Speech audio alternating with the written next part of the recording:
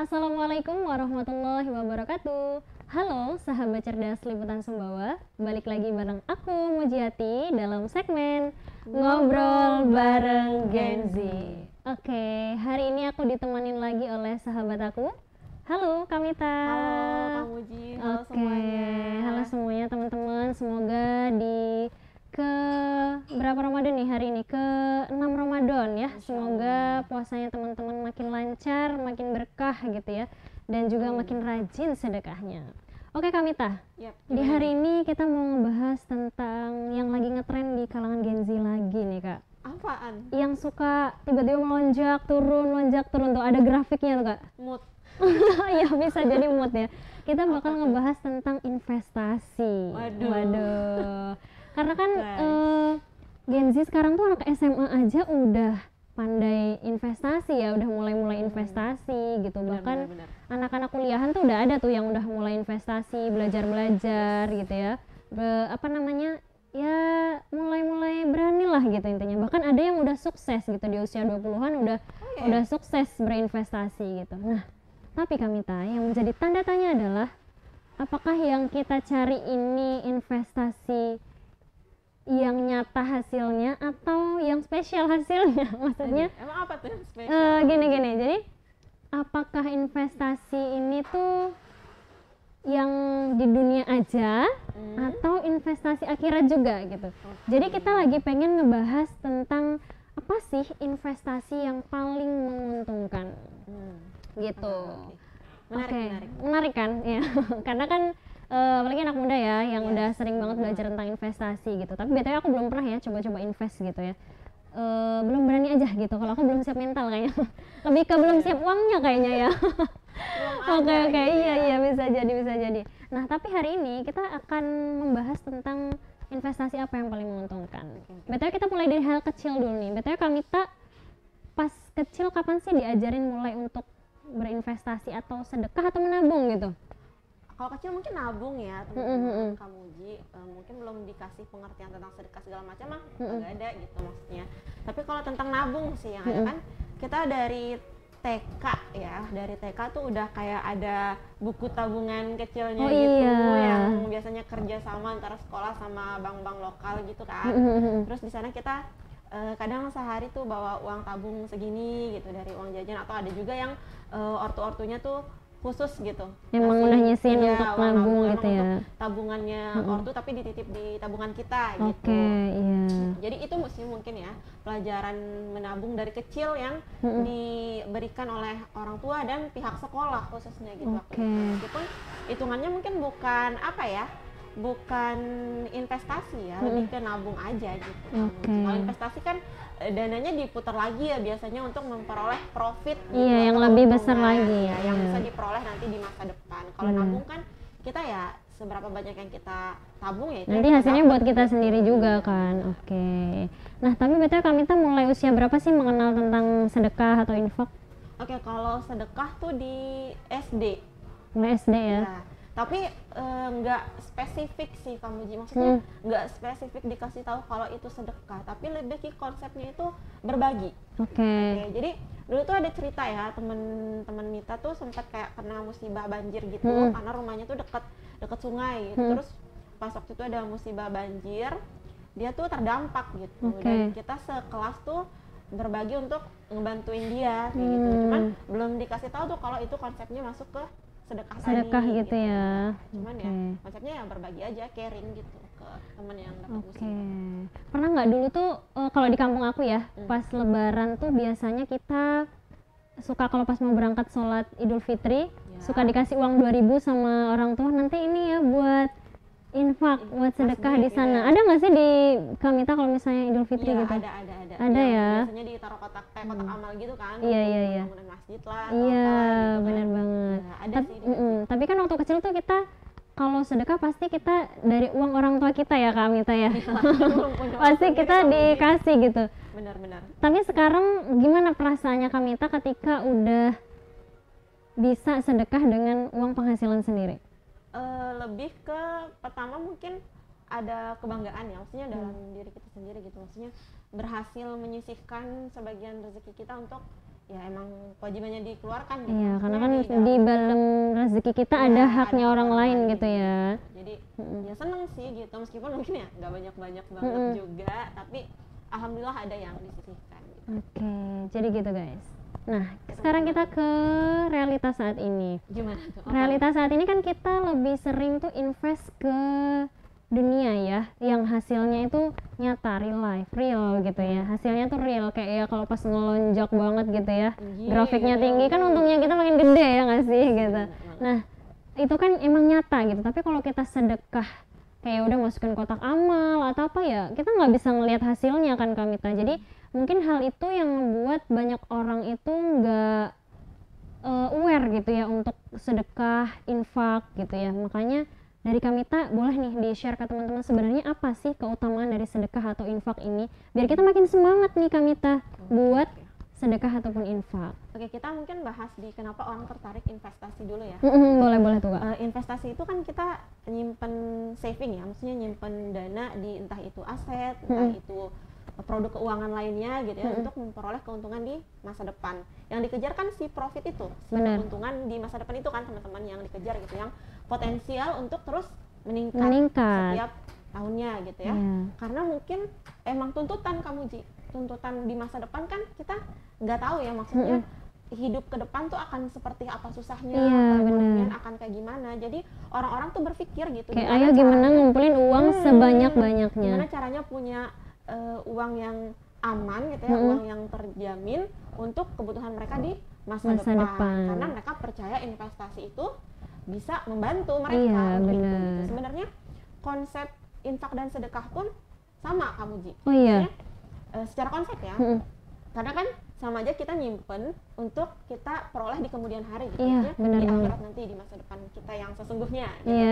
Cuman kenapa tadi orang-orang pada nggak aware ya, karena hasilnya nggak bisa dilihat, nggak kelihatan gitu ya. Dan kita pun kadang kurang mau mencari gitu loh, alasannya kenapa kita harus invest ke akhirat kita lewat infak dan sedekah atau amal-amal ibadah lainnya gitu. Nah, kalau keutamaan infak dan sedekah sendiri tuh ada banyak ya Kak Muji gitu. Salah satunya untuk kita tadi membersihkan harta kita, karena kan di dalam harta kita ada hak orang lain. Kemudian memperoleh rezeki yang berlipat ganda gitu kan. Kalau kita mengeluarkan harta kita di jalan Allah, Allah akan menggantinya dengan yang lebih baik lagi. Gitu. Terus bisa juga untuk kita beramal dengan membantu sesama gitu. Kalau kita sedekah kan kita orientasinya sosial ya, membantu sesama gitu. Terus yang keempat yang paling unbelievable, ya, mind blowing adalah ternyata investasi akhirat lewat sedekah itu tiket VIP ke surga. Wow. Ini bukan kata Mita ya guys. Jadi ini ada hadisnya. Gimana tuh Kak? Jadi ini tuh hadis riwayat Bukhari nomor 3666. Nanti tolong di boleh cek ya, di teman-teman. search ya teman-teman. Jadi ya hadisnya itu bilang barang siapa begitu ya yang menginfakkan hartanya sedikit saja di jalan Allah sebanyak 2 kendaraan, maka dia akan masuk lewat pintu-pintu surga. Terus pintu-pintu surga tuh ngomong ke dia, wahai manusia, terimalah apa yang menjadi balasan atas perbuatanmu, maksudnya si infaknya tadi. Apabila dia itu orang yang rajin sholat, dia masuk ke pintu surga yang namanya babus salah, atau pintunya orang-orang yang rajin sholat. Nah, kalau dia orang yang rajin jihad, berperang di jalan Allah nih teman-teman, dia akan masuk lewat babul jihad, atau pintunya orang-orang yang berjihad. Nah, kalau dia orang yang sering berbagi, orang yang sering donasi, orang yang sering infak, sedekah, wakaf gitu ya, dia masuk lewat babus sadaqah namanya, atau pintu orang yang sering bersedekah. Dan yang terakhir, kalau kita itu orang-orang yang bersabar atas ujian dan orang-orang yang menahan diri, yang berpuasa, itu masuk lewat babur rayyan, atau pintunya orang-orang yang puasa. Jadi kayak ada pintu khusus, ada pintu khususnya gitu loh, buat ya. orang yang bersedekah tuh ada pintu khusus banget gitu loh, untuk masuk ke surganya Allah gitu. Jadi bahasanya mas tadi gitu ya, tiket VIP gitu, tiket VIP masuk ke surganya Allah kamu gitu. Jadi kayak mungkin kita jadi kayak nggak tertarik untuk investasi akhirat dalam artian infak, sedekah, wakaf segala macam gitu ya, amalan-amalan tadi, karena kita belum segitu aware-nya untuk mencari apa sih keutamaannya ya, pahalanya gitu yang bisa kita dapat. Luar biasa banget ya. Pas baca itu tuh kayak wow. Ternyata sebesar itu gitu. Dan hari ini kan kita kalau infak pasti nyari yang warnanya abu-abu uangnya ya nggak sih, yang udah butek abu-abu, udah angkanya hilang sebelah. Ya nggak sih, kayak kita nyarinya yang udah ya Allah uang 2.000, uang 1.000, mungkin itu yang kita infakkan gitu, uang 5.000 gitu ya. Yang astagfirullahaladzim, ini diri aku banget deh kayaknya. Oke, jadi karena ngerasa mungkin balasannya nggak langsung gitu. Iya, itu tadi. Tapi ada tapinya Kak Mita. Gimana? Ternyata kita nggak sadar kalau balasan dari setiap infak atau sedekah kita tuh langsung loh ternyata. Walaupun ada hadiah spesial di belakangnya itu yang Kak Mita bilang tiket VIP, ada hadiah atau pembalasan yang kita tuh nggak nyadar ternyata. Apa tuh kamu Ji? Ceritanya gini ya. Gimana? Semangat. Ibaratnya gini, kayak hari ini deh gitu, hari ini kita udah infak atau sedekah udah belum gitu, bisa jadi belum. Atau misalnya udah deh hari ini sedekah misalnya 2.000 atau 5.000 gitu ya. Terus kita pas mau tidur itu tuh kita lupa doa, lupa wudu gitu ya. Tapi pas gitu. ya langsung kan udah capek banget ya aktivitas seharian gitu. Pas nyampe kamar langsung tidur gitu, nggak wudu, nggak bersih dulu gitu ya. Intinya nggak ritual sebelum tidur lah ibaratnya gitu. Tapi pas bangun kita masih ngelihat kondisi kita tuh sempurna, nggak ada yang kurang jari-jari kita, kesehatan kita masih full power gitu ya, mata kita masih bisa ngelihat, jalan masih bisa gitu, bahkan kita bangun rumah kita belum runtuh ya nggak sih, kita masih bisa kerja lagi, beraktivitas lagi. Kita lupa kalau itu tuh salah satu bentuk nikmat yang tanpa batas ya Allah. Bahkan kalau diukur dari jenis sedekah kita aja, ya Allah, nggak ada jauh banget, nggak ada secuilnya ibaratnya gitu. Ternyata besar banget. Itulah balasan yang kita tuh suka nggak aware loh gitu.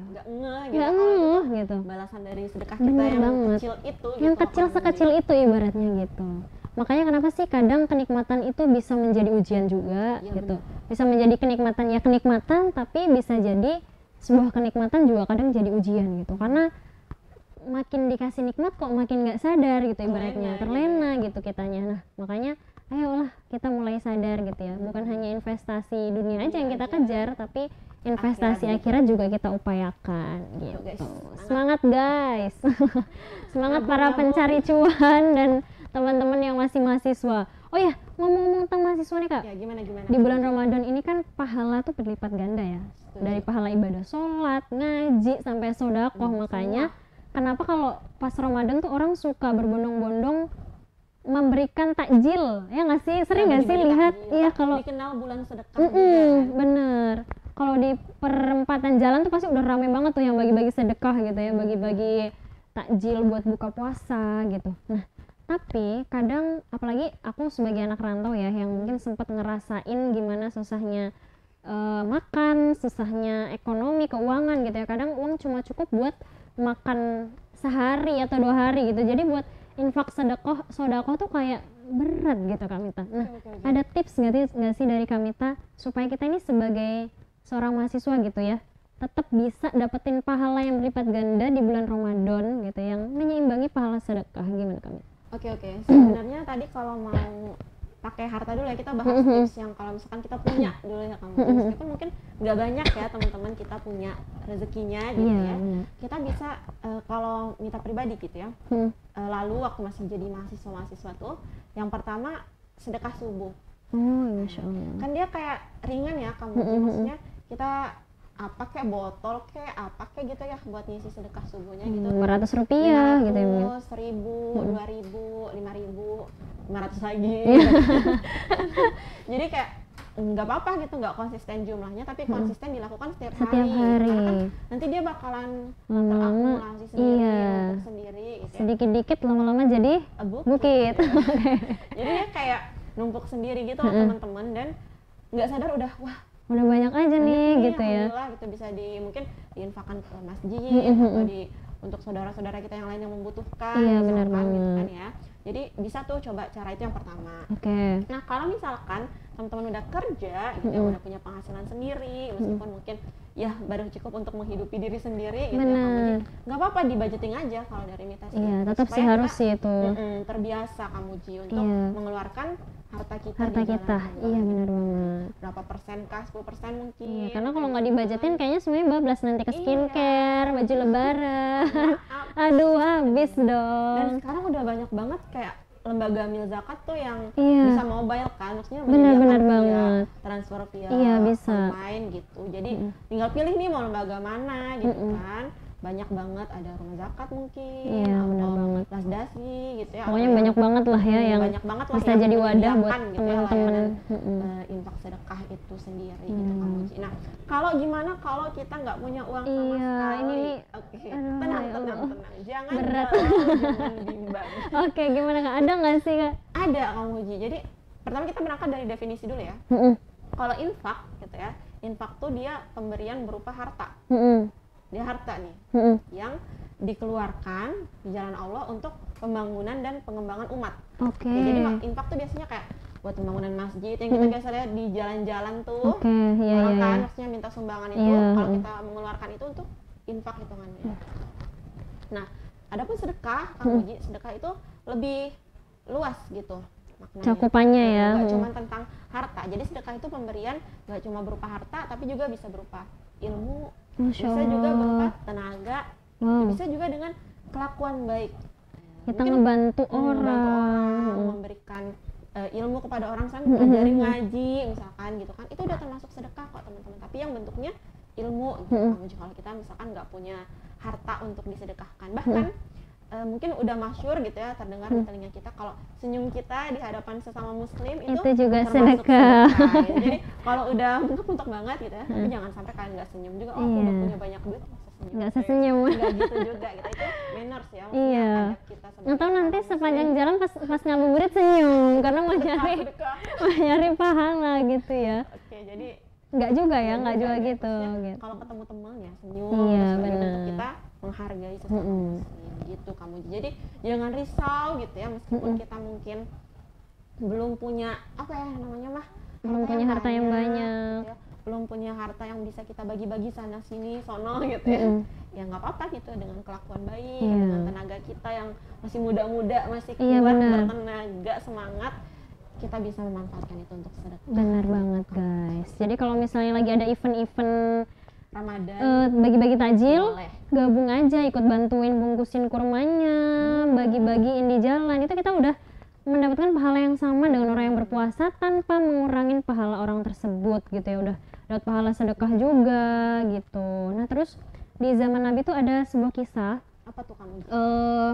Ada sahabat Rasulullah tuh, ada yang kaya ada yang miskin ya, maksudnya ada yang hartanya banyak, ada yang hartanya emang sedikit gitu. Nah pada saat itu tuh si sahabat Rasulullah yang tidak memiliki harta yang banyak ini tuh iri dengan sahabat Rasulullah yang hartanya tuh banyak banget, jadi sedekahnya tuh berlimpah terus gitu. Bisa sedekah. Iya, ya Allah, kalau kita iri karena temannya baju baru, mobil baru gitu ya. Tapi ini emang kalau zaman Rasulullah tuh beda deh ya sama kita.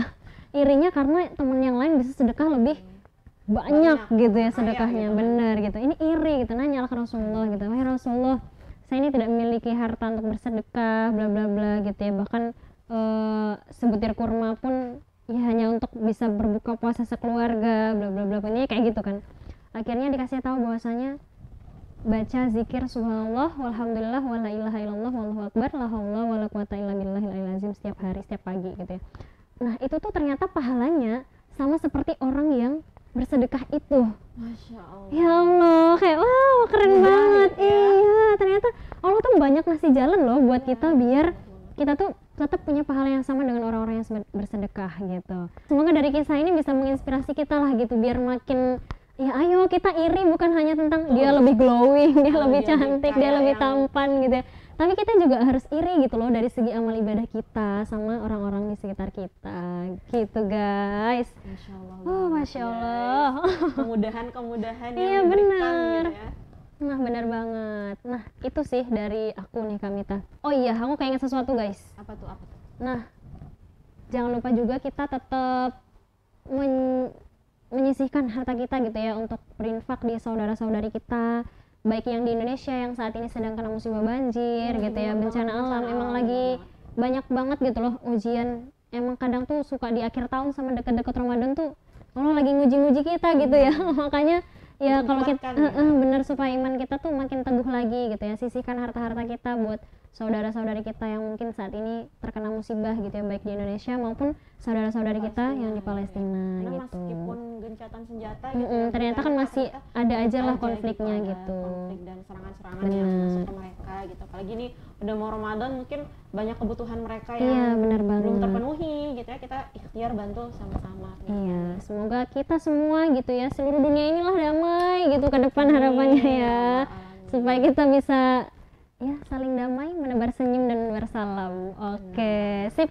Itu aja guys pembahasan aku dan Kamita hari ini tentang investasi yang paling menguntungkan gitu. Jadi ternyata apa Kak? Tunggu dulu deh. Ada kelipan. Yang paling menguntungkan. Ada satu lagi kamu. Apa? Bentar guys. Oke, bentar. Apa tuh? Tadi kan ini yang paling menguntungkan. Kalau yang paling menguntungkan artinya kan yang long last. Oke. Kan yang jangka panjang. Iya. Ada, kalau teman-teman mungkin sering dengar hadis ini. Apa tuh Kak?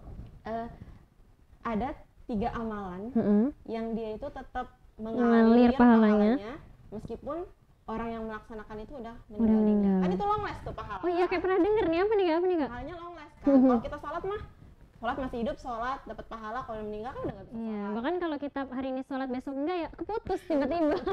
Putus nyambung tiba-tiba gitu ya. Gitu kan. Hari ngaji besok. Ya udah pahalanya didapat saat itu juga gitu. Tapi ini ya teman-teman harus catat. Ini hadis sahih ya. Ngeri. Oke. Jadi di hadis ini ya dijelasin begitu Kamuji, kalau ada 3 amalan yang itu meskipun kita udah meninggal amalannya itu tetap ngalir. Yang pertama, doa anak yang soleh. Jadi buat teman-teman gitu yang mungkin orang tuanya sudah berpulang gitu ya, kesalihan kita ternyata impactful guys untuk kedua orang tua kita yang sudah mendahului kita gitu ya. Iya, tapi yang masih ada ya terus didoain gitu ya, jangan nunggu nggak ada baru doain. Astagfirullahaladzim. Mengalir. Terus yang kedua, ilmu yang bermanfaat.